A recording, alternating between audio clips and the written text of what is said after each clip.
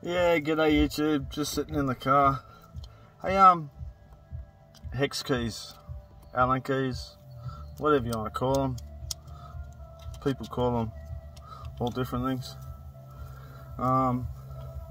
This one here must have been made by an Aussie, because it's shaped like that, a wedge, or you can shape it like that.